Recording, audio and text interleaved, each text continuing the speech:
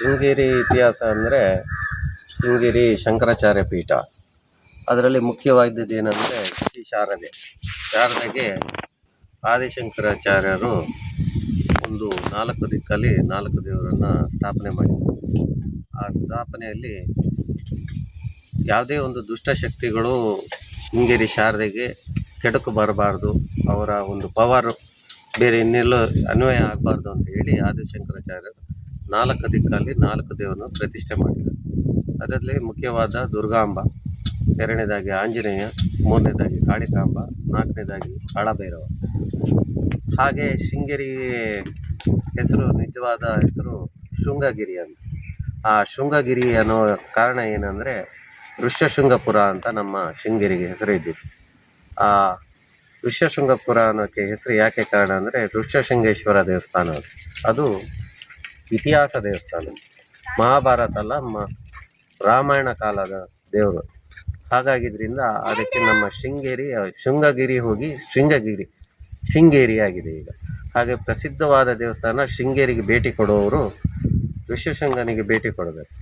ಅದರ ಹಿಂದೆ ಇನ್ನು ಭಕ್ತಾದಿಗಳಿಗೆ ಸ್ವಲ್ಪ ಮನೋರಂಜನೆ ಬೇಕಂದರೆ ಒಂದು ಋಷ್ಯಶೃಂಗ ದೇವಸ್ಥಾನದಿಂದ ಒಂದು 6 ಕಿಲೋಮೀಟರ್, ಒಟ್ಟು ಟೋಟಲಿ ಶೃಂಗೇರಿಯಿಂದ 16 ಕಿಲೋಮೀಟರ್ ಸಿರಿಮನೆ ಜಲಪಾತ ಅಂತ. ಅದು ಭಾರಿ ಪ್ರಸಿದ್ಧವಾದ ಪ್ಲೇಸು.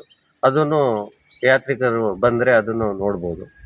ಹಾಗೆ ಶೃಂಗೇರಿಯಲ್ಲಿ ನೋಡಿ, ಇದು 5 ದೇವಸ್ಥಾನ ಆಯಿತು. ಇತ್ತೀಚೆಗೆ ಈಗ ಒಂದು 3 ತಿಂಗಳ ಹಿಂದೆ ಶಂಕರಗಿರಿ ಅಂತ ಒಂದು ದೇವಸ್ಥಾನ ಓಪನ್ ಆಗಿದೆ. ಶಂಕರ್ ಹಿಲ್ಸು.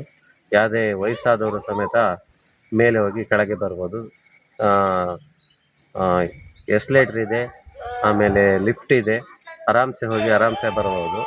ಅದು ಟೈಮು ಪಾಸ್ ಆಗುವಂಥದ್ದೇ ಸ್ಥಳ. ಹಾಗೆ ಅದ್ರ ಜೊತೆಗೆ ಒಂದು ಹರಿಹರಪುರ ಅಂತ, ಶೃಂಗೇರಿಯಿಂದ 20 ಕಿಲೋಮೀಟ್ರು. ಅದು ಆದಿಶಂಕರದ ಪ್ರತಿಷ್ಠೆನೇ.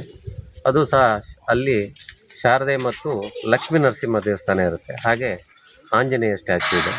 ಅದು ಸಹ ಪ್ರಸಿದ್ಧವಾದ ಪ್ಲೇಸು. ಅಲ್ಲಿಂದ ಒಂದು 10 ಕಿಲೋಮೀಟ್ರ್ ಶಕಟಪುರ ಅಂತ, ಅದು ರಾಜರಾಜೇಶ್ವರಿ ಟೆಂಪಲ್. ಅದು ಸಹ ಶಂಕರಾಚಾರ್ಯ ಪೀಠನೇ. ಅದು ಸಹ ಭಕ್ತಾದಿಗಳಿಗೆ ಕೇಳ್ಕೊಂಡು ಬರ್ಬೋದು, ಲೊಕೇಶನಲ್ಲೂ ಬರ್ಬೋದು. ಸ್ವಲ್ಪ ಕಾಡು ಒಳಗೆ ಬರಬೇಕಾಗ್ತದೆ, ಏನು ಭಯಪಡುವಂಥದ್ದೇನಿಲ್ಲ, ಬರ್ಬೋದು. ಹಾಗೆ ಇಲ್ಲಿಂದ ಮುಗಿಸಿ ಕೊಪ್ಪ, ಕೆಸುವೆ, ಕಮಂಡಲ ಗಣಪತಿ ಅಂತ, ಅದು ಅಷ್ಟೇ. ಗಣಪತಿ ಎದುರುಗಡೆ ಒಂದು ನೀರು ಉದ್ಭವ ಆಗೋಂಥದ್ದು. ಅದಕ್ಕೆ ತುಂಬ ಸ್ಟೋರಿಗಳಿದೆ. ಅಲ್ಲಿ ಗೈಡ್ ಹತ್ರ ವಿಚಾರ ಮಾಡಿದರೆ ಪೂರಾ ಸ್ಟೋರಿಗಳು, ಅವರಿಗೆ ಎಲ್ಲ ಭಾಷೆಗಳು ಬರುತ್ತೆ. ಅದ್ರ ಬಗ್ಗೆ ಮನವರಿಕೆ ಮಾಡ್ತಾರೆ. ಹಾಗೆ ಅಲ್ಲಿಂದ ಕೊಪ್ಪದಿಂದ ರಿಟರ್ನ್ ಬರಬೇಕಾದ್ರೆ ನಮ್ಮಲ್ಲಿ ಕವಿಗಳಾದಂಥ ಕುವೆಂಪು ಅವರ ಮನೆಗೂ ಭೇಟಿ ಕೊಡ್ಬೋದು. ಅವರು ಹಿಂದೆ ನಾನಾ ಥರ ಲೇಖನಗಳು ಬರೆದಿದ್ದಾರೆ. ಅವರು ಹುಟ್ಟಿನಿಂದ ಸಾವುವರೆಗೂ ಅಲ್ಲಿ ಏನೇನು ನಡೆದಿದೆ ಪ್ರತಿಯೊಂದು ಮನೋರಂಜನೆಗೆ ಇಟ್ಟಿದ್ದಾರೆ. ಅದು ಸಹ ಟೂರಿಸಮ್ ಪ್ಲೇಸ್ ಆಗಿರುತ್ತೆ. ಅದು ಸಹ ನೋಡ್ಬೋದು ನೀವು. ಹಾಗೆ ಶೃಂಗೇರಿಯಲ್ಲಿ ಮತ್ತೊಂದು ಇತ್ತೀಚೆಗೆ ಒಂದು ಪ್ರಸಿದ್ಧವಾಗಿ ವಾರಾಹಿ ಅಂತ ಒಂದು ಟೆಂಪಲ್ ಬಂದಿದೆ. ಅದು ಸಹ ಭೇಟಿ ಕೊಡ್ಬೋದು. ಅದು ಭಾರಿ ಪ್ರಸಿದ್ಧವಾದ ದೇವಸ್ಥಾನ. ಇತ್ತೀಚೆಗೆ ಅದು ಬೆಳಕಿಗೆ ಬಂದೆ, ಭಾರಿ ಹಿಂದಿನಿಂದ ಇದೆ. ಅದು ಮನೆ ಮಟ್ಟಿಗೆ ಮಾಡ್ಕೊಂಡಿದ್ರು. ಈಗ ಅದು ಎಲ್ಲ ವೈರಲ್ ಆಗಿ ಈಗ ಭಾರಿ ಭಕ್ತಾದಿಗಳು ಹೋಗ್ತಾರೆ. ನವರಾತ್ರಿ ಶೃಂಗೇರಿಲಿ 9 ದಿವಸ ಹೇಗಾಗ್ತದೋ ಅಲ್ಲೂ ಸಹ ನವರಾತ್ರಿಗಳಾಗ್ತದೆ. ಅಲ್ಲೂ ಸಹ ಊಟದ ವ್ಯವಸ್ಥೆ ಇರ್ತದೆ. ಅದು ಶೃಂಗೇರಿಯಿಂದ ಬೆಂಗಳೂರು ರೋಡು. ಶೃಂಗೇರಿದು ಸರಿಸುಮಾರು 9 ಕಿಲೋಮೀಟ್ರ್ ಹೋಗಬೇಕಾಗ್ತದೆ.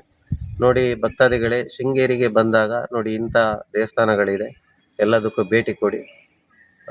ಒಂದಿಗೆ Sringeri auto union president Ravi ಅಂತ ಬಂದರೆ ನನ್ನ ಕಾಂಟ್ಯಾಕ್ಟ್ ನಂಬರ್ ಅವ್ರು ಕೊಡ್ತಾರೆ. ದಯಮಾಡಿ ಎಲ್ಲರೂ ಕಾಂಟ್ಯಾಕ್ಟ್ ಮಾಡಿ. Please contact him if you want to see all the holy places in Sringeri.